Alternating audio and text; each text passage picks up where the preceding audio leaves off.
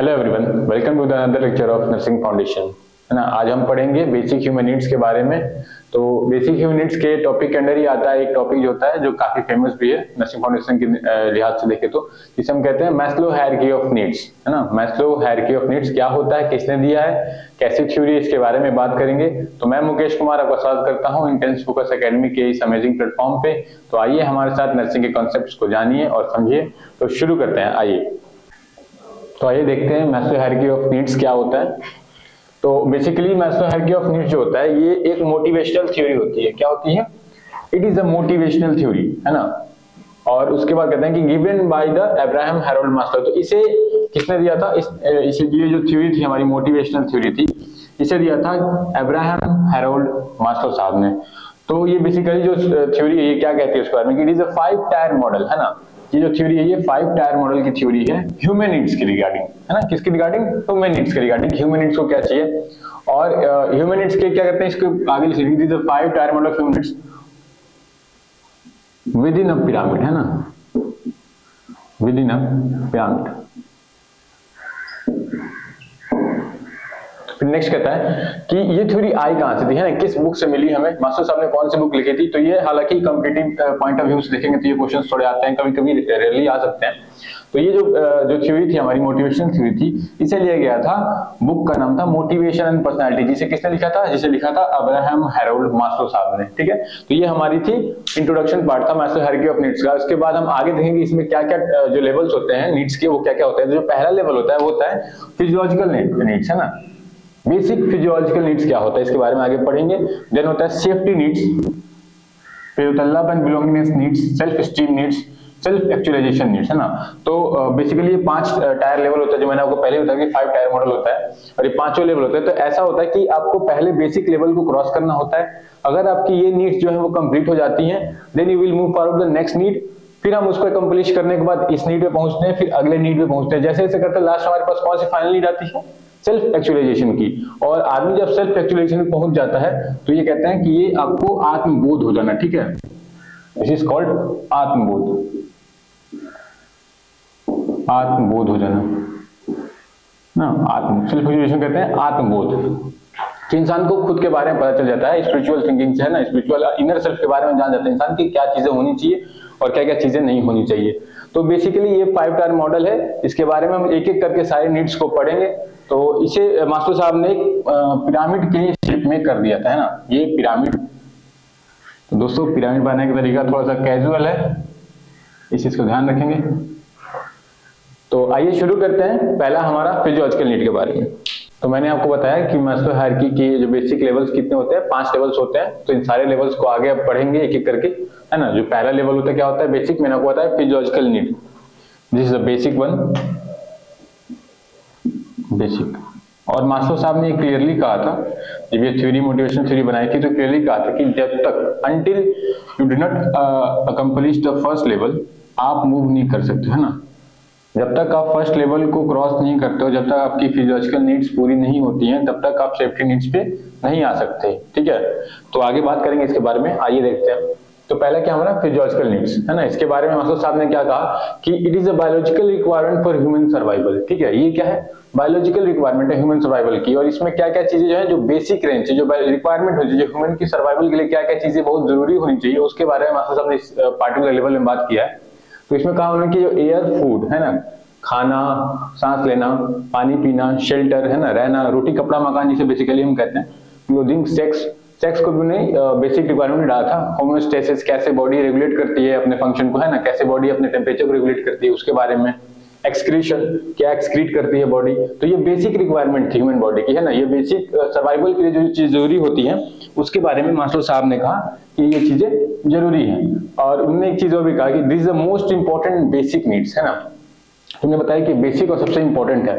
आप सीधी सी बात से समझो कि अगर फिजियोलॉजिकल नीड्स को ही आप कंप्लीट नहीं कर पाते हो तो आप फिर सेफ्टी नीड्स की तरफ कैसे जाओगे? सीधी सी बात है, जब तक आप खाना नहीं खा पाओगे, जब तक आप पानी नहीं पी पा रहे हो, जब सांस नहीं ले पा रहे हो, आपके पास रोटी कपड़ा मकान नहीं, उसके आगे आप अपनी सेफ्टी के बारे में कैसे सोच सकते हो? है ना, जो हमारा अगला नीड क्या है? सेफ्टी नीड्स है। तो उसके बारे में कैसे सोच सकते हो अंटिल जब तक आप फिजियोलॉजिकल नीड आपकी पूरी नहीं होती है। तो जब तक आपके पास खाना नहीं है, पीने को पानी नहीं है, तब तक आप आगे बढ़ नहीं सकते उस लेवल पे। सेफ्टी के बारे में नहीं सोचते, पहले क्या सोचते हो कि मैं खाना मिल गया, है ना, उसके बाद आगे की नीड्स की ओर बढ़ते हैं। तो जो दूसरा नीड है, तो दूसरा नीड क्या है, सेफ्टी नीड्स। तो इसके बारे में जो मास्लो साहब ने कहा था कि इट इज सेफ्टी नीड्स में क्या क्या आता है कि प्रोटेक्शन फ्रॉम एलिमेंट्स, है ना, आपको एलिमेंट से प्रोटेक्शन चाहिए, ठीक है, फिर सिक्योरिटी चाहिए, ऑर्डर चाहिए। आप घर में रहो, क्यों घर में रहते हैं ना, कि पार्टिकुलर मान लो बारिश का मौसम हो तो बारिश में आपको दिक्कत होगी रहने में, पार्टिकुलर धूप हो रही है तो धूप के टाइम में आपको दिक्कत होगी रहने में। आप खुले धूप में तो सालों साल नहीं रह सकते, या खुले धूप में आप 10 दिन भी नहीं रह सकते मुश्किल से कर देखे तो बिना छत के आप कैसे रहोगे, ठीक है। तो हमें क्या चाहिए, प्रोटेक्शन चाहिए। अगर आपकी बेसिक नीड्स पूरी हो जाती है, हमारी जो बेसिक फिजियोलॉजिकल नीड पूरी हो जा रही है, उसके बाद क्या कहते हैं हम, प्रोटेक्शन, सेफ्टी चाहिए हमें। तो एलिमेंट जो है उनसे सेफ्टी चाहिए, सिक्योरिटी चाहिए, ऑर्डर चाहिए, लॉ एंड ऑर्डर मेंटेन रहना चाहिए आपका, है ना। किसी भी स्टेट में भी जाओगे तो देखोगे जरूरी है कि लॉ एंड ऑर्डर मेंटेन रहे। अगर लॉ एंड ऑर्डर मेंटेन नहीं रहता है तो चीजें दिक्कतें पैदा करती हैं। फिर होता है freedom from fear, stability. Stability, stable होने का बहुत जरूरी है कि अगर आपको सेफ्टी नहीं पा रही, अगर आप स्टेबल नहीं हो तो आप कोई चीज आगे नहीं बढ़ सकते हो। क्या अगला जो हमारा लेवल आप देखेंगे, लव एंड बिलोंगिंगनेस है, क्या अगर आप स्टेबल नहीं है, ठीक है, क्या आप सेफ नहीं है, अपने आप को सेफ महसूस नहीं करते, अपने कंफर्ट महसूस नहीं करते, तो क्या आप किसी से सोशल हो पाइएगा, कभी नहीं हो पाएगा। क्या आप किसी के साथ मिल पाइएगा, नहीं मिल पाइएगा। क्या किसी को ट्रस्ट कर पाएंगे, हम नहीं कर पाएंगे। तो जाहिर सी बात है ये सारी चीजें बहुत जरूरी है सेफ्टी नीड्स में, कि आपको स्टेबल हो, आपको फ्रीडम फ्रॉम फियर, है ना, डर से आपको मुक्ति मिले, तब जाके आप चीजों को, बाकी चीजों को आगे कर पाओगे। तो मेरा पहला क्या था, फिजियोलॉजिकल नीड, खाना पीना सांस लेना, ये सब चीजें मिल जाएंगी। उसके बाद हमें सेफ्टी नीड्स चाहिए, ठीक है। अगर वो चीजें नहीं पूरी होती हैं तो सेफ्टी नीड्स का कोई मतलब नहीं बनता है। अगर फिजियोलॉजिकल नीड्स पूरी हो जाती हैं then we will move to safety needs. और सेफ्टी जो मिलती है जब हम स्टेबल हो जाते हैं, जब हम कंफर्ट हो जाते हैं, तो क्या करते हैं, हम इंटरेक्ट करना शुरू करते हैं, हम सोसाइटी में इंटरेक्ट करना शुरू करते हैं। जस्ट लाइक पेशेंट जैसे होता है हमारा, पेशेंट कब आपसे इंटरेक्ट करेगा, जब आपसे कंफर्टेबल हो जाएगा तब, है ना। पेशेंट आपको सारी बातें कब बताएगा, जब कंफर्टेबल हो जाएगा तब। Until patient is not comfortable, he or she will not interact with you, or he will not share the privacy और private things जो होती है आपके साथ शेयर नहीं कर पाएगा। उसको क्या दिक्कत हो रही है ना, वो अपनी प्राइवेसी आपके साथ शेयर नहीं कर पाएगा। तो जरूरी होती है कि आप उसे कंफर्ट दिलाओ, उसे फियर से मुक्ति दिलाओ ना, डर से उसे मुक्ति दिलाओ, उसे विश्वास दिलाओ, उसे ट्रस्ट दिलाओ कि हम आपके लिए बेहतर करना चाहते हैं, ठीक है।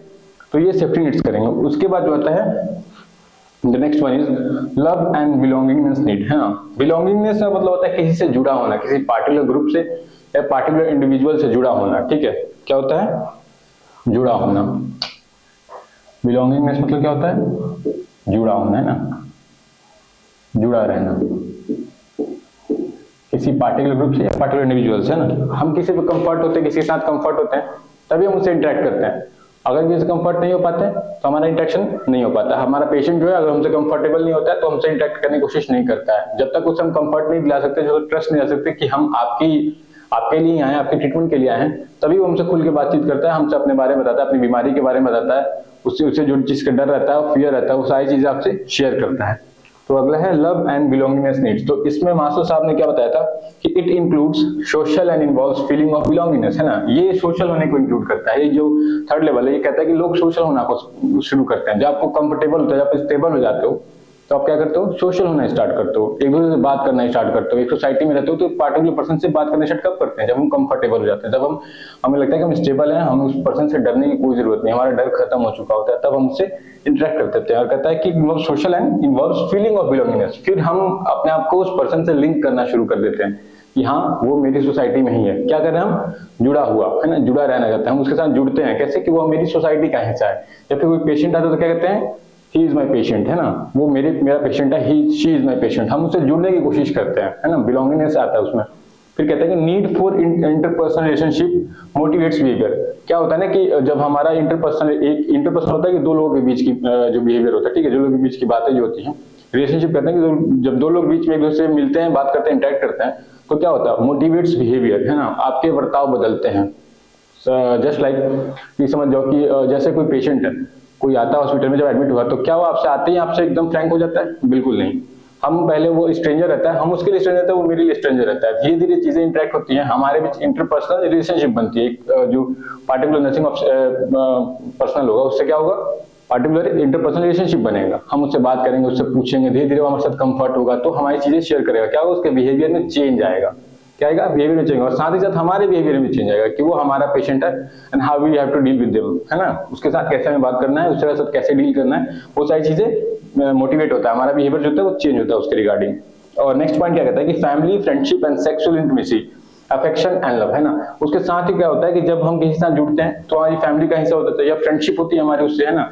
उसके बाद सेक्सुअल इंटीमेसी, मैंने आपको बताया एक चीज, क्या सेक्स और या सेक्सुअल इंटीमेसी, दोनों दो चीज होती है ना। किसी के साथ जुड़ना, सेक्सुअली लगाव होना और बिट डिफरेंट थिंग, है ना। इसमें आप फिजिकल होगा, लेकिन ये इंटीमेसी है, ठीक है। अर्ज कह सकते हैं, इंटीमेसी अर्ज है कि आप हाँ इंटीमेट होना, इंटीमेट अर्ज होती है उस चीज के लिए पार्टिकुलरली कि आप इंटीमेट होना चाहते हो या उसके साथ अपना लगाव रखना चाहते हो। फिर अफेक्शन होता है, आपको प्रभावित करना है ना, अफेक्ट करना, आपके बिहेवियर उसको प्रभावित करेगा, उसका बिहेवियर आपको प्रभावित करेगा पार्टिकुलरली। फिर लव होता है, बेसिकली लव होता है उसके साथ आपका संबंध, है ना, लविंग संबंध हो जाता है, लविंग बात करने का तरीका अच्छा रहता है, एक अच्छा बिहेवियर मोटिवेट हो जाता है। तो ये हमारा तीसरा लेवल था। अब मूव करेंगे चौथे लेवल, जिसे कहते हैं सेल्फ एस्टीम, है ना। तो सेल्फ एस्टीम के बारे में देखेंगे। सेल्फ एस्टीम का मतलब क्या होता है? आत्मसम्मान, है ना, आत्मसम्मान। तो आइए आगे देखते हैं इसके बारे में। तो अब तक मैंने आपको बताया था फिजियोलॉजिकल सेफ्टी नीड्स और लव एंड बिलोंगिंगनेस नीड्स। अब सेल्फ एस्टीम के बारे में पढ़ेंगे, आत्मसम्मान की नीड क्या होती है ना। कि तो मैंने आपको पीछे बताया कि लव एंड बिलोंगिंगनेस, जब आप सोसाइटी में जुड़े रहने की कोशिश करते हो ना, आप एक सोसाइटी का हिस्सा बनते हो, ट्रस्ट करते हो, उसे फिर कंफर्ट लेवल पे आते हो। कंफर्ट लेवल पे आने के बाद उसे ट्रस्ट करते हो, जैसे पेशेंट करता है अपने नर्सिंग जो ऑफिशियल लोग उस पर ट्रस्ट करता है, प्रोफेशनल लोग उस पर ट्रस्ट करता है। उसके बाद आगे की है ना, उसे एक दूसरे के साथ जुड़ा रहने की कोशिश करते हैं हम लोग। तो ये चीजें जब पूरी हो जाती है, बेसिक ह्यूमन नीड्स, जब हम किसी सोसाइटी से जुड़ जाते हैं तो उसके बाद क्या होता है, हम अपनी इज्जत उसमें देखें ना, सम्मान की खोज करते हैं कि हमें उस सोसाइटी में सम्मान मिले, हम वैसे काम करें। जैसे आप सपोज हम पढ़ाई कर रहे हैं, तो हम पढ़ाई क्यों कर रहे हैं? ताकि हमें एक सोसाइटी में सम्मान मिले ना, इस समाज में हमें लोग सम्मान की भावना से देखें। तो बेसिकली इसके बारे में पढ़ेंगे कि मास्लो साहब ने इसके बारे में क्या कहा था।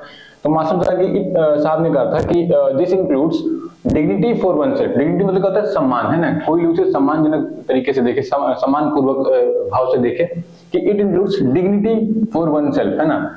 जिसमें क्या क्या आता है कि अचीवमेंट, मास्टरी एंड इंडिपेंडेंस। आप देखो, जब आप किसी चीज को पार्टिकुलरली किसी पोस्ट को अचीव करोगे या किसी सपोज कोई आपका गोल है, उस गोल को अचीव कर लोगे, तो लोग आपको क्या डिग्निटी सम्मान पूर्वक नजर से देखते हैं।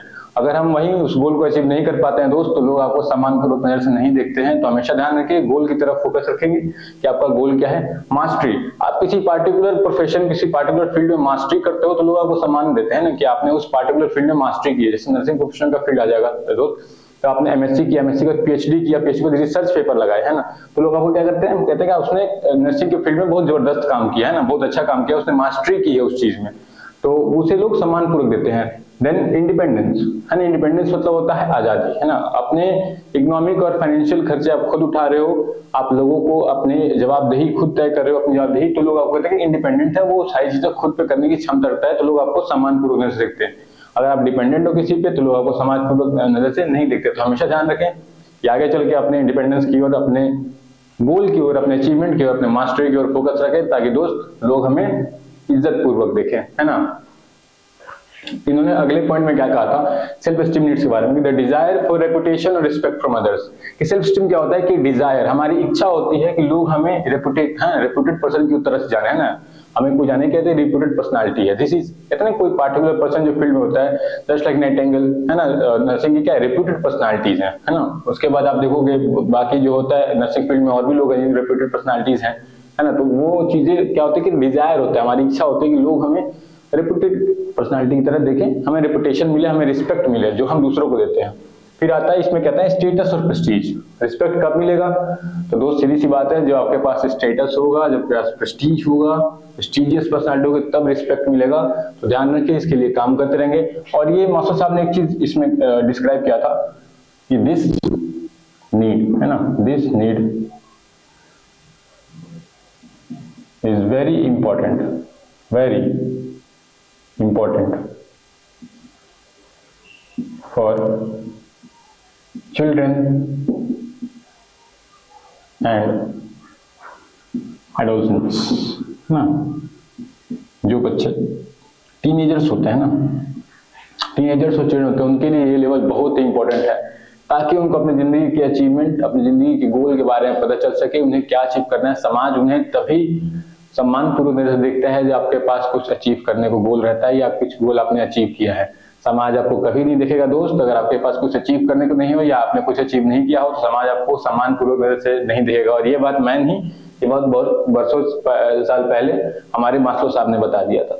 तो ये हमारा सेल्फ स्टीम नीड्स के बारे में उन्होंने बताया था कि सेल्फ स्टीम नीड्स क्या क्या होते हैं, आत्म सम्मान के लिए क्या क्या जरूरी होता है। नेक्स्ट है सेल्फ एक्चुअलाइजेशन नीड्स। ये होता है कि आप इस लेवल पे पहुंचो, जिस लेवल पे आपको आत्मबोध हो गया है कि अब this is the final potential, है ना, ये अपने फुल एक्सटेंट पे पहुंच जाने वाला होता है चीज।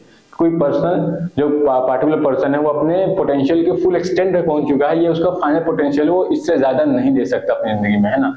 तो हमारा पोटेंशियल कहते हैं कि पुश योर पोटेंशियल, आप अपने पोटेंशियल को हमेशा पुश करते रहिए। जितना पुश करोगे आप अपने फुलेस्ट पोटेंशियल को जानने की कोशिश करोगे। क्या आप जहां पे हो, क्या यही आपका फुलेस्ट पोटेंशियल है? नहीं दोस्त, जितना आप पुश करोगे उसके बारे में उतना ही जानोगे। ये मास्लो साहब ने बहुत पहले ही कहा था। तो इसमें क्या क्या इंक्लूड होता है कि it includes realising personal potential, है ना। पर्सनल पोटेंशियल होता है कि किसकी कितनी क्षमता है ना। ये क्या इंक्लूड होता है कि सेल्फ एक्चुअलाइजेशन जो है वो बताता है कि आपकी कितनी पर्सनल क्षमता कितनी, है ना।